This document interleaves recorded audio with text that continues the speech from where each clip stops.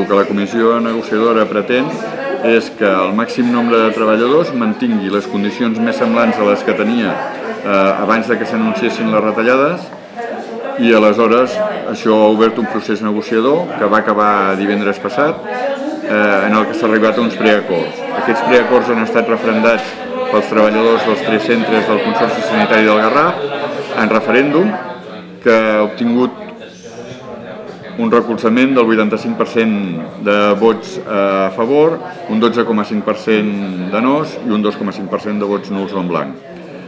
Dins de les mesures que s'acorden hi ha el posposar el cobrament d'una retribució variable pels exercicis 2013, 2014 i 2015.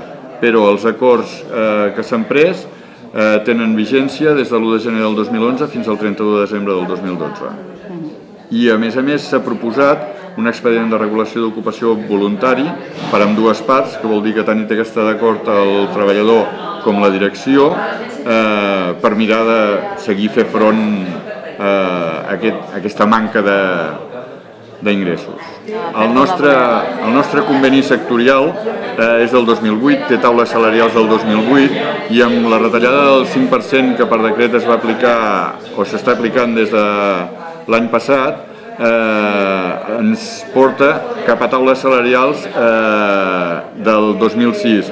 I el que nosaltres diem sovint és que tenim sous del 2006 i les tarifes en els nostres rebuts domèstics estan actualitzades del 2011.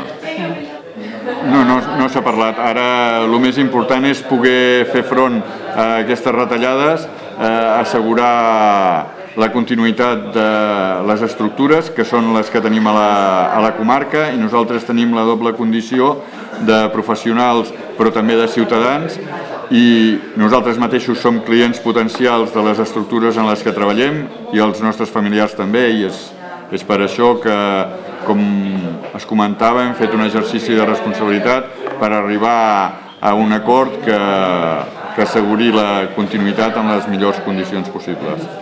Hi ha tot un paquet de mesures que en el moment en què s'anuncien les retallades es comencen a pactar. De fet, es va fer dins del Consorci un exercici en el que es va involucrar tots els treballadors i tothom va fer una aportació de quines mesures considerava que es podien tirar endavant per tal de poder aconseguir un estalvi. Tot aquest paquet de mesures de tota manera era insuficient per fer front a la retallada, i és per això que s'han hagut d'acordar mesures addicionals. Aleshores, algunes d'aquestes mesures ja s'han dut a terme.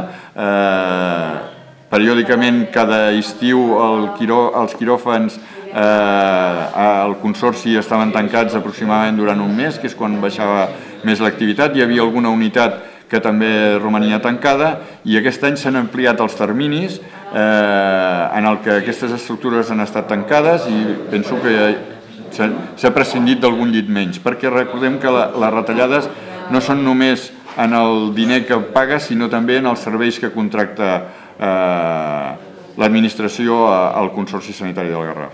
Això es sabrà amb el temps. En principi no sembla que hi hagi hagut grans manifestacions, perquè tampoc les mesures porten relativament poc temps. No tenim notícia que les llistes d'espera s'hagin incrementat ni que la demanda en els serveis d'urgències hagi augmentat d'una forma rellevant, avui per avui.